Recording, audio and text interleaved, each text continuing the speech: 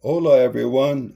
Today I'm going to show the proposed trade route that I would like to establish, and it has to start out with Cascade Head, which is here at the Tillamook, Oregon area near Three Rocks. Cascade Head. It's at 45 degrees and at 124 longitude over here in Oregon. And I want to start with here because I have my cousin Larry Ralston and my nephew Mark Christopherson, who I want to operate this end of the trade route, which would be for the Pacific Northwest from Oregon and Washington and the Northwest Coast tribes in that area. And that'll be the Northwest part of the trade network. So I want to get my cousin Larry Ralston and Mark Christopherson would be the people to be where this trade route goes to Cascade Head. Why at 45 degrees latitude? Why at 124 degrees longitude? We'll come over to the table here and I'll explain. And you can sit on that side, Colleen, and I'll try to turn it so, and I'll get my little ruler out. This time I got it angled so it's not flat, totally flat. Remember I said 45 degrees latitude, 124 degrees longitude? That's that little dot at the very end here. That's Cascade Head, Oregon. That's that, and that's the very tail end of this trade network, proposed network that I'm trying to set up here. My cousins, Larry Ralston and Mark Christopherson, will operate this end of the trade zone for the Pacific Northwest coast, as much as my cousin Sean Ramon, who will run the southwest part of this trade network at 32 degrees, which will be at Tucson, Arizona, 32 degrees, 110 degrees longitude for the Tucson area, the Tono O'odham. Sean Ramon is enrolled with the Tono O'odham tribe there.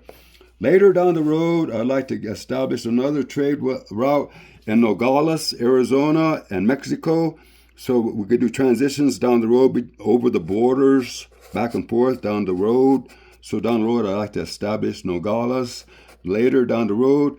And why is it so important to start at 45, 124?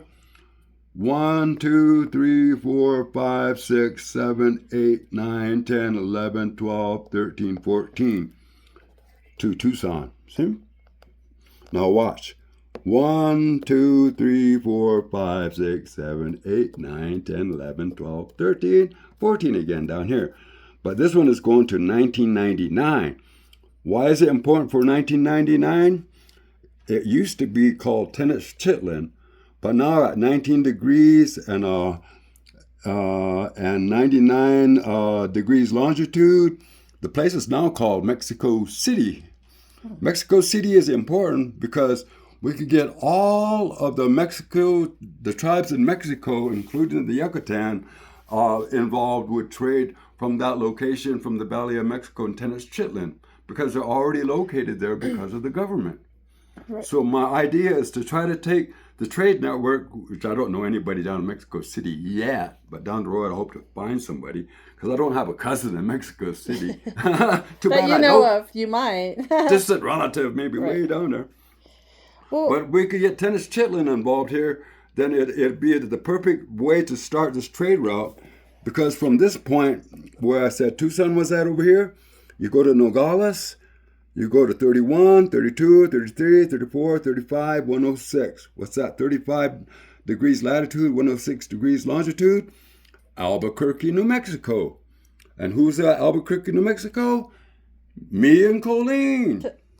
The reason why this is running this way, because this is the management arm of the trade network that will go to the Northwest Coast, the trade arm network that'll go all the way down to Mexico City, to the tribes in the Valley of Mexico.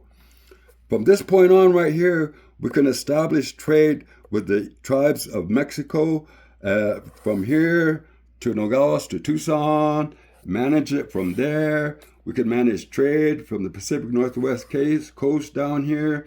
not only is trade possible there, not only is trade possible here, but trade is also possible here with my cousin, for Sean Ramon, for any of the tribes that might want to send anything that way, or any of the tribes that might want to send anything this way, or receive anything that way. Yeah, because the Idaho tribes are here, the Paiutes. Yeah, the Nevada tribes. Yeah. See, like 35-114, that's Spirit Peak. That is an actual economic center point for the trade over in Nevada. It's already established at 35. See, 35-106, that's us over here, 35-114. Can I make a comment too?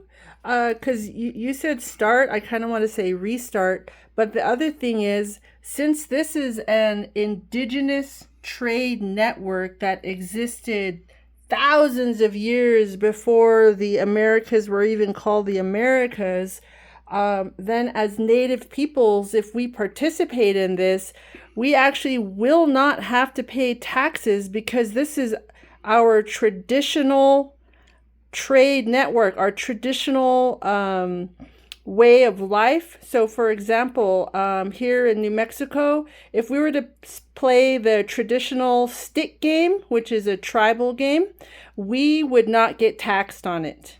So I think if we were to actually set up a trade network, we could technically argue that we don't have to pay taxes to the government because this is actually an indigenous or governments.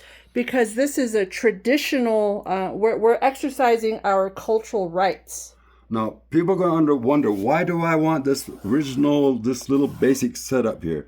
It's really simple. Not only is it the Northwest Coast, but once you get this set up where we're at in Albuquerque, you go from 35 to 37. What's that? 37 degrees latitude, the Kansas City, Oklahoma border. And what do you go after that? You go to 39. What's that? 39 degrees. It's the Serpent Mound in Ohio. And then what do you do when you go to 41 degrees? You're in New York State. What happens when you go to 43 degrees latitude? You're in New Hampshire. What happens when you go to 45 degrees latitude? You're in Nova Scotia, all the way to the Atlantic, which is why I want to stretch this arm that way eventually, all the way to Nova Scotia, coming this way, which is the reason I'm trying to get this established up to us, and then we can go that way later. And the other reason I have this set up down here for Tenochtitlan is for another reason. If you take this 19 and you minus 20, that sacred number 20, it'll take you to minus 178. And what's that minus 178? It's the Ipuano Valley of Ecuador. It used to be our trading partner with Teotihuacan when we were trading gold with them. When they're going to find out that the Ipuano Valley location and the civilization there, they're going to find out it's bigger than Teotihuacan. They haven't discovered that yet, but they're going to. The Ipuano Valley was one of the locations I told Carl years before that there's many El Dorados in South America. It's not just one.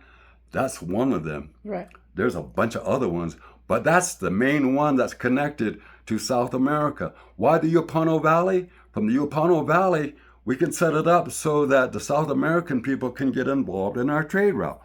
Now that I showed the basic layout, I'm going to show you what I'm doing. See, it looks confusing here, but once I do the layout, then you'll see what I'm talking about. I was thinking too, because even like Cahokia was like a major urban area, but it was like decentralized, almost like suburbia. And I think when Cortez was out in the middle of Nebraska, or maybe it was Oñate, he told them to. Keep talking. Oh, okay. I'll just share a little bit of history. Okay, so was it Cortez or was it Oñate that went out to Nebraska? But I remember it was one of the conquistadors, and they were like, okay, he sent some people on horses and said, just see how big this town is and like kind of estimate how many people and how big this town is.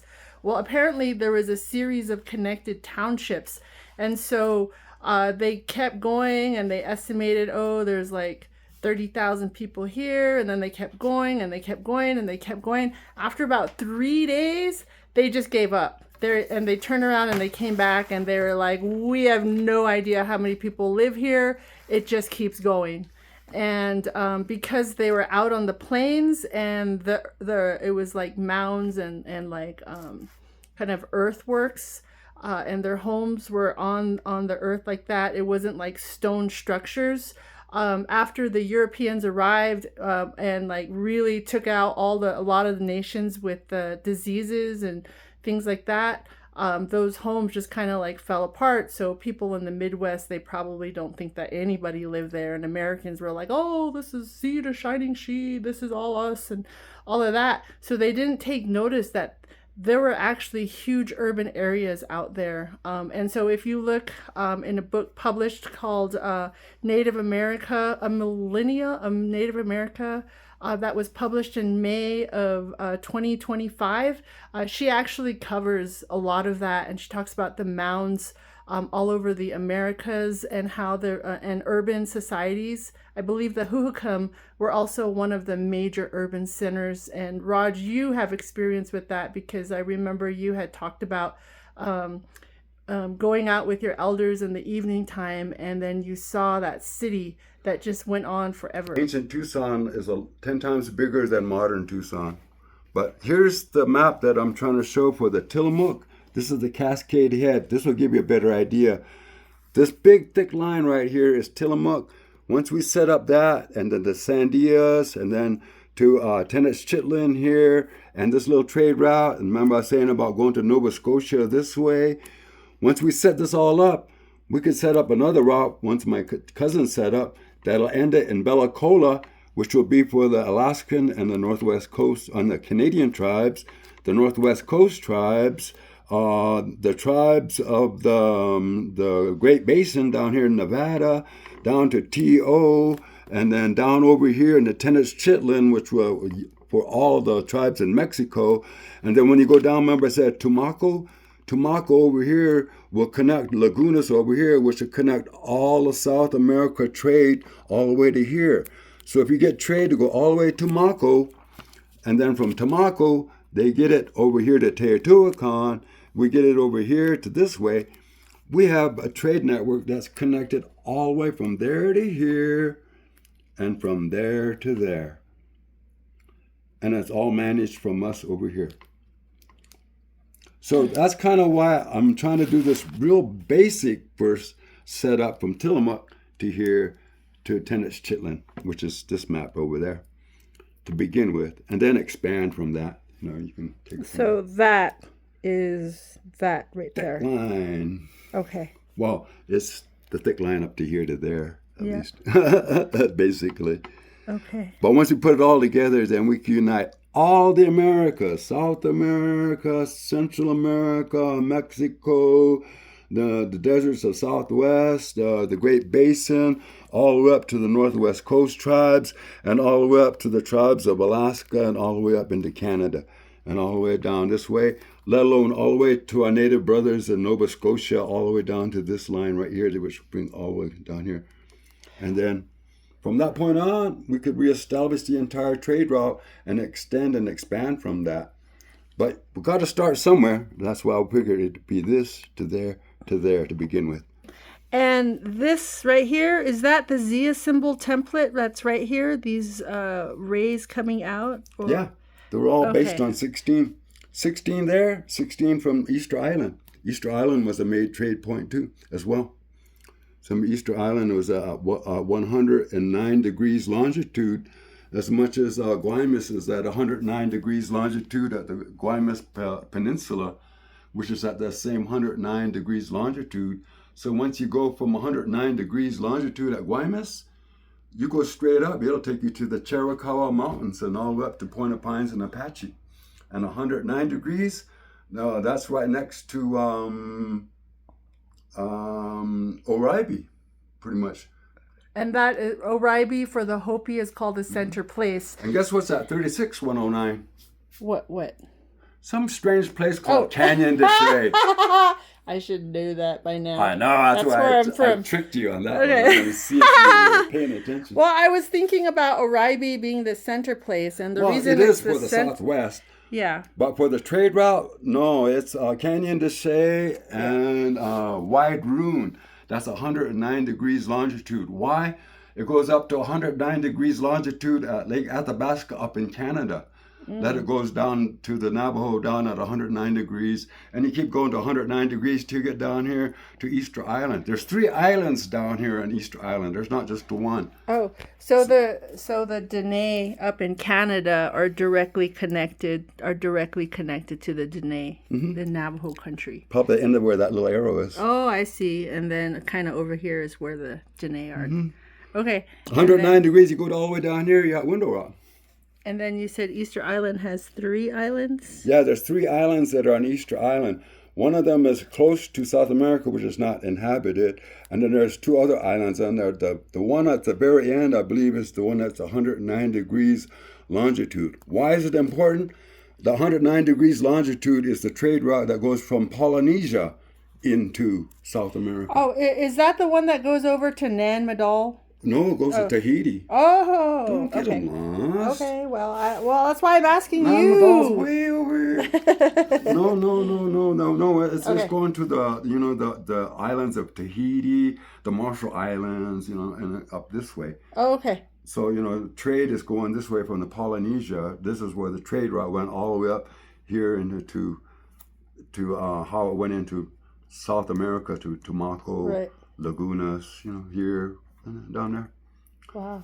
But this is we find when we get it all in place how I would like it to look, because that's why I need to get a hold of people on Easter Island. So basically right now you're reaching out to the indigenous peoples of the Americas, the tribes, the Native Americans who want to be part of this trade route so we can exercise our cultural rights and restart this indigenous trade route that existed. And figure out how to trade our food items, our medicines, and let alone our ideas and songs and ceremonies and stuff like that. But mainly food items, because if we don't set up our own distribution system really quick here in the next 13 years, this system is going to fall apart. And if we're going to rely on it, we're in trouble. We need to set up our own indigenous distribution system to get our foodstuffs to our native communities and to each other, so we could trade and barter with each other. Not only food stuff, but also natural resources, like maybe somebody needs timber, or somebody needs, stone for doing work, or somebody, natural resource of some sort. So like barter as opposed to using currency that's based on whatever. Get away from the Western world system, the monetary system. It's going to collapse. It's designed to collapse, to be honest with you. Right. It's just a matter of when. It's not if. It's when. It's designed to collapse. That's why they have the Depression in the 20s. It's designed to rob you and then throw you out in the street and start all over again. Oh. Did I say that? Well, I think too, you in your research, you've also brought up the rise and fall of civilizations and shown the pattern of 260 years. So that should be coming up here soon. Well, take 1776 and add 260 to it. Since you're talking about it. 1776 is when the United States, 236. 2036. But it wasn't ratified until it went to Philadelphia in 1779. Oh. So when it was ratified, 76 was the declaration. Now watch. 2039. And that's actually right in line with the Codex's predictions for the Aztecs and the Mayans. It's also the number when the United States economy is going to bottom out and fall out. And that's why we got 13 years to get our act together, or we fall out with them.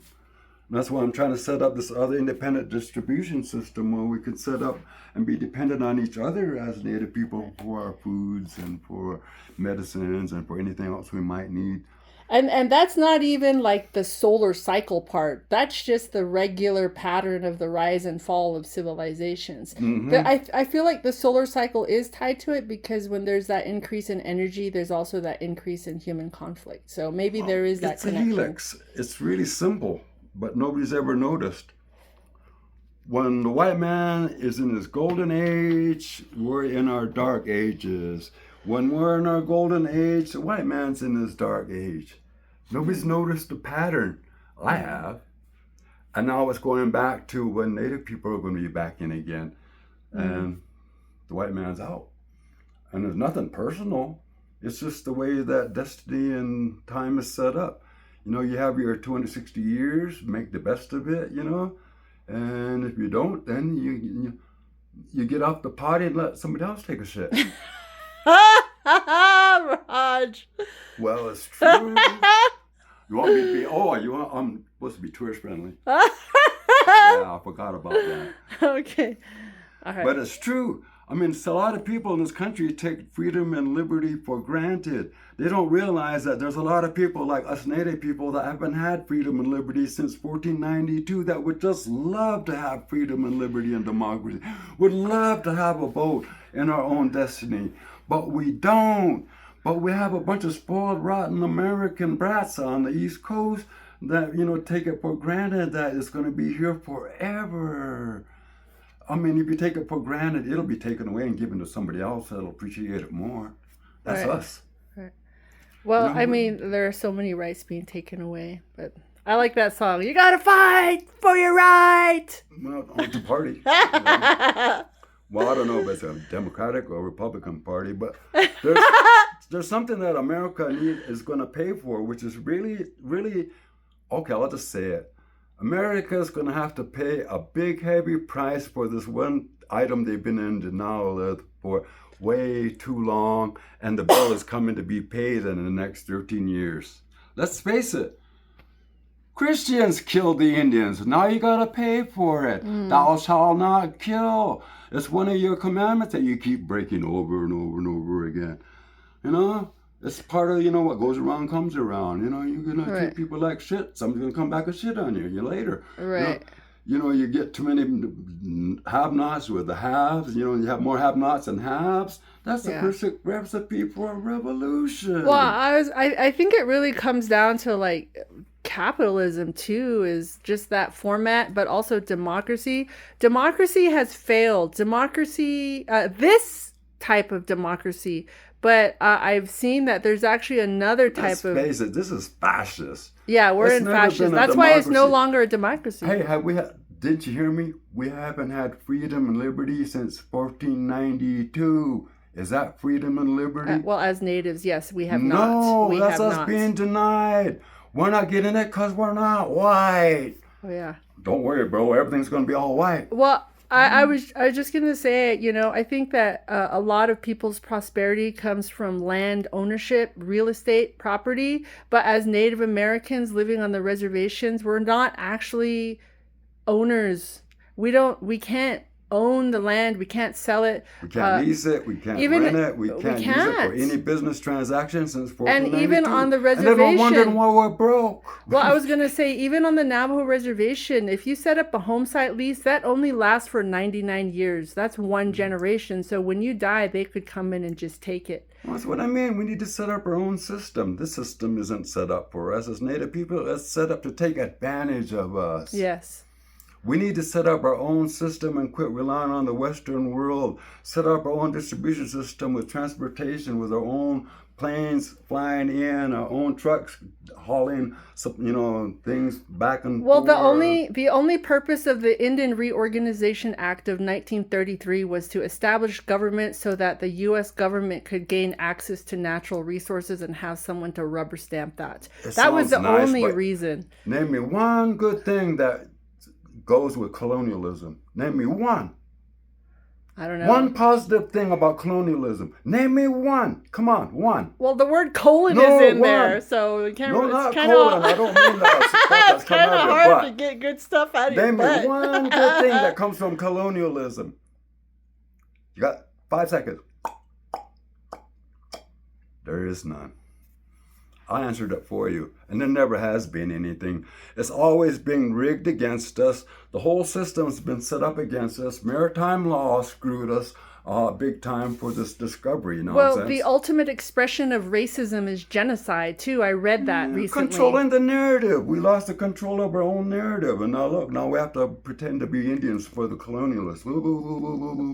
Now give me my handouts, you know? And it's kind of annoying, you know? You're talking about playing Indian for the tourists? Is that That's what you we're like to doing. We're hanging out at the port waiting for a handout. You know, it's embarrassing. That's why I want to set this up so we could be dependent on ourselves instead of being dependent on foreign people. When you're dependent on foreign people, they'll take away from it and hold it over you and use it against you and say, if you don't go with me, your ass is going to starve. Now you want to really get this in place, or do you want to still play the colonial bullshit game? We've been playing it since 1492. How far have we gotten? So do you? No, how far have we gotten? We haven't gotten far. There's, That's my point. At all. It's designed that way. We're just too stupid to realize as Native people. We lost our marbles. We lost our sense of reality. Why? We got all interested in the little trinkets and the little whirly toys that the white man brought over. Well, we're not connected to the land. And that's what they did, because I saw an example of how colonization works in Hawaii. And what the guy did was the plantation owner came in. He talked to the chief, because everybody used to take care of each other, and the chief, they would give stuff to the chief, and then he would have this big wealth dispersion event, like banquets or whatever. For a handout. Well, what I'm saying is, so what would Just happen is version of it. they told the chief, okay, we're going to take these people, we're going to have them work, and instead of paying, we'll just give you the money. And so that way they'll be working for us, but we'll pay for them what they usually would give to you. And then when they had the workers off to the side working for them, when they got quote unquote paid, they got coupons to buy from that plantation owner's store. So he basically took them off the land. They could no longer work the land. They could no longer be self-sustainable. And they were completely indebted and enslaved to the plantation owner. And that's how colonization works, is they disconnect you from the land. If you're disconnected from the land, then you don't know commodities, and then you die. Right. Well, plus they don't see the destruction that happens from the extrapolation of resources. They're not as impacted. Job. Yeah, that's how colonization Look up the definition of colonization colonialism. Works. It's a dirty word, but look it up. Look up the word colonialism and its definition. I think the fact that it has the word it. colon in it says a lot. Basically, because we're basically just shat on. If this place was really fair, we would still have all of our lands, and New York and Philadelphia and LA would be white man reservations if this was a real fair place, because they were immigrants and foreigners that came to our land. Right. We don't mind doing that. But to totally take over everything, including our resources and our land, and still doing it to make a quick buck. Right. Well, and it's all, since 1492, that's all it's been, is about the gold. Their God is gold, oil, and drugs. God, gold, oil, drugs. Well, what I think is really interesting is that, oh, shoot, brain fart. Never mind. It'll come up. Anyway, the importance of what we're trying to say is that we need to establish this trade network, because if we're too dependent on the system that we're on right now, we're all going to be in trouble within 13 years. We have time to set it up now. And you're saying 13 years, not only because of the 260-year rise and fall of civilization cycle, but you're also saying that because of the 14,040-year solar cycle that you documented in the Mayan codexes and the Aztec codexes, which took out the Neanderthal and Clovis man and the American camel. And so that's slated to hit also in 2039. So that's why you're saying 13 years. No, when the bottom falls out, it's a time to put something else in its place better. Yeah. Oh, we're not having much luck with our government-to-government relationship. To be honest with you, we're not even having a good enough relationship with the other races, with the black man, the yellow man, or the white man. There's like three of them against one of us. And no matter what we do, we're always outvoted by those three other greedy brothers and sisters of ours that are, white, black, and yellow. I mean, they're all really like white people, really all Well, three of them. the whole world has been so colonized by the Europeans that Yeah. I think that people see that cha-ching and the bling, and they think that that's the ultimate way to be. That's why Trump They is see like, us as easy money, easy land, easy way to get in here to make a quick buck, no matter what race you are. Yeah, the streets are made out of gold. Yeah, but where did that gold come from? It came from us natives. I'm going to tell you the truth. Us natives, with our gold and the silver that you stole from us during the Spanish times, we funded your fucking renaissance. well, just the silver alone from Peru. Carlos read a book, and it actually tripled the entire world's silver stock. That's what I mean. We funded their renaissance so they could have their little party with their little powdered wigs and their little, stockings and whatever else they do, highfalutin, high crud people, We funded that renaissance for them to have a great grand time during the 15 and the 1600s. That was our gold and silver that was used to fund it. We don't look at it that way. Yeah. I mean, And then they erased we're supposed to not look, and notice that. And then we're getting screwed. Then they erased the knowledge that the gold had actually embedded into it as jewelry and like icons and imagery and symbols. So all of that was just melted down into crosses, crowns, and a bunch of rings and things. And so there was not only was that just like stealing all that gold, it was also destroying the knowledge at the same time, and book burning. Okay, now we got and getting the Epstein's circle started. But what I want to really want to tell people, why am I talking about this trade network? The tessellated pavement in Eagle Hawk Neck, Tasmania. Over here is the Grays Harbor, Quinault, where I'm from. You follow all this, it'll take you tessellated pavement. And what is that tessellated pavement? It's at 147, right here. And what was our reason for going over here? It wasn't for food. It wasn't for medicine. I'm going to show you another reason why we need to set up our trade network. Townsville, tessellated pavement, right there. See, it's right here. Remarkable cave at the very bottom. It went directly to my home port called Grays Harbor. Goes directly to here. Why did it go directly to here? Because we were trading with all of these Aboriginal people through Tasmania. We were trading with all the Aboriginal people all the way up through Australia. Why were we trading with these people all the way up to Australia and going to this one location here? I'm going to show you why. Tessellated pavement, remarkable cave. See? Port Arthur, Eagle Hawk, tessellated pavement. Nothing yet, right? Bass Strait. There's reflection. I can't really see. Just letting you know. How about that? Yeah, that's fine.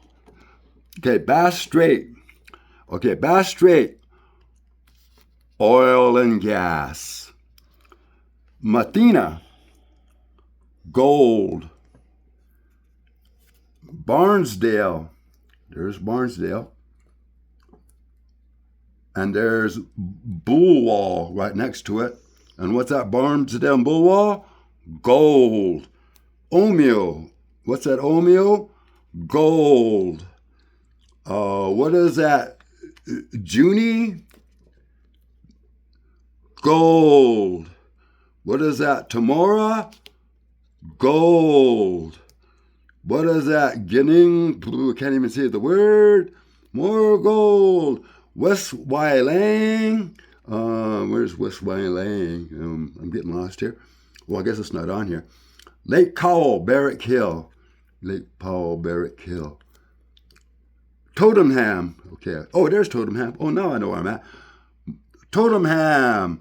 It's a copper mine. Norland Lake. Opal mine. Ravenwood. Gold mine. Gold. opal, copper, gold, gold, gold, gold, gold, gold, gold, gold, oil and gas, gold. This was what we were trading for. We were trading for gold on a global level. And we were going to Tasmania to do it. And this is the other reason why you can set up this trade network. Well, we could start going into the global market for precious metals. Do you know what you just showed me also kind of says something about? All the people who were sent to Australia when it was first founded, they were criminals. Just like America. Right. And so what they ended up doing was, I mean, they're probably just as bad as America, if not worse, when it comes to racism. Come on, Colleen. Colonial nonsense, it is Australia, England, America, and Spain. If there's any colonial nonsense where it came from, it's those very particular places. Colonialism is a curse to us, and we need trying to get this yoke removed from it, because it's... The Romans and even the Greeks kind of did that too, didn't they? The colonial... Was it the Romans or more the... I don't know. It's been a black and white issue since the Egyptians and the Greeks. That's why you don't hear a yellow or a red view. It's still a black and white world, even though it's not Greeks and Egyptians anymore. Right. But it's still black and white. Yeah. In a sense, we're almost invisible as a race, which is really sad because we're an entire race of people that's treated like we don't exist. Or we don't belong, which is why they have the wall, right? Or we are treated like animals, or we get herded onto a reservation. Well, it's the dehumanization for the colonizers, if they can call us bugs and lice and all of that, and then say we're not animals, then it's okay, supposedly, for them to kill. Partially it's our fault because we're gullible enough to believe them. So, we can't totally blame the white man for what our own contribution to it was when, we went along with a hook, line, and sinker. I mean, it's not just the white man that's the problem, it's our own people that are the problem. They got colonial chains in the mind that they can't remove. So if someone wants to be part of this trade network, what's a good way for them to... Get a hold of us at reindigenizingminds@gmail.com.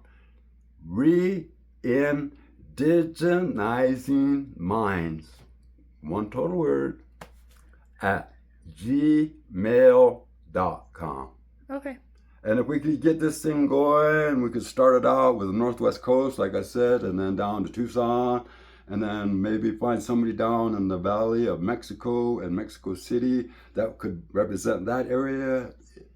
We got a good running start from that point on. Well, I think I like the idea of bartering because, it's our goods and our foods, and so there's none of this stupid inflation stuff that really comes into it, except maybe with the transportation costs. Before the white man came, that's all we dealt with barter. We didn't have money. Yeah. Wow. Well, we used turquoise and other precious metals, like you said. That was probably part of what. Turquoise was no different than what other trade items that other tribes had, but that's true.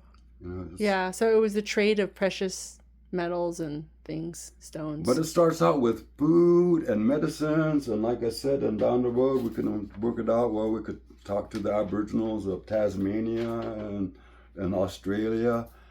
And not talking about gold mining on a level where you're digging up 10 miles of earth. No, we're talking about natural limited gold mining that our ancestors used to do in ancient times.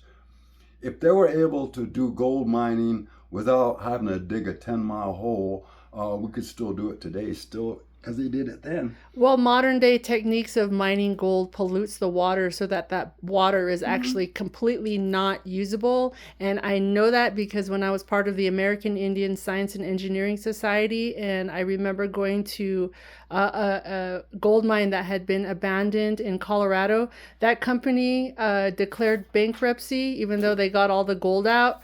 and then they changed their name so they wouldn't have to do the cleanup. And all the water it was a Canadian gold mine company, and all the water that was left behind, nothing could grow in that. See, if you do limited gold mining at a small level that's ecologically, environmentally safe, we could put our feet back on get back on our feet economically, because then we could start trading with the Aboriginals with precious metals and get into the global market for Well, it. that would be a way to also possibly even counter this whole movement towards the digital currency, and like people being because they're going to try and make it so people either have a chip installed in them. 2039, They've had that when the since energy grid goes 1993. down, that's not going to mean crap.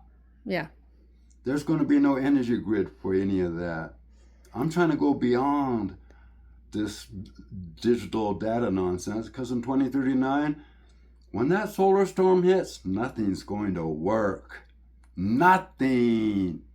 Including data, including digital, including computers, including electricity. Well, also, when the sun's energy increases, it actually affects the Earth's magnetic field. And so because the Earth's magnetic field weakens, we're exposed to more cosmic radiation and solar radiation, which is part of the reason why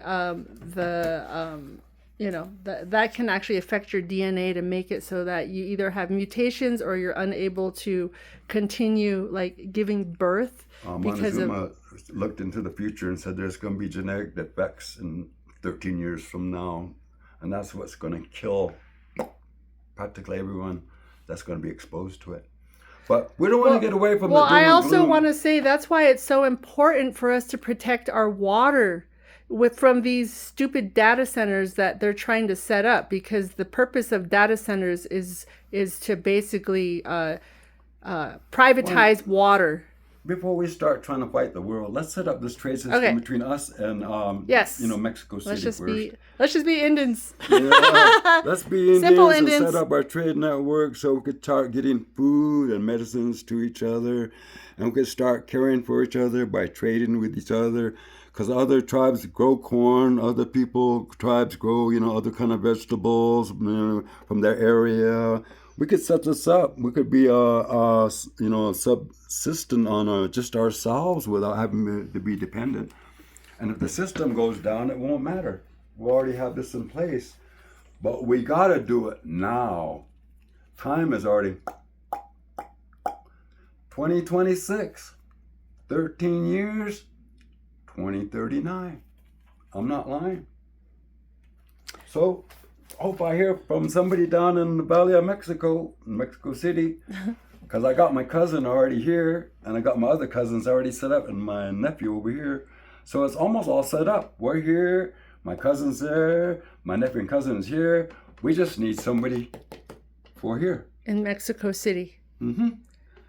So keep that in mind, everybody out there, and I'll let you go because we went round and round on this one. Right, and if anyone wants this book, right now Roger's working on getting that out, but also Roger's going to be selling this at Masks E Mosque on our Patreon. Yep. Okay. All right.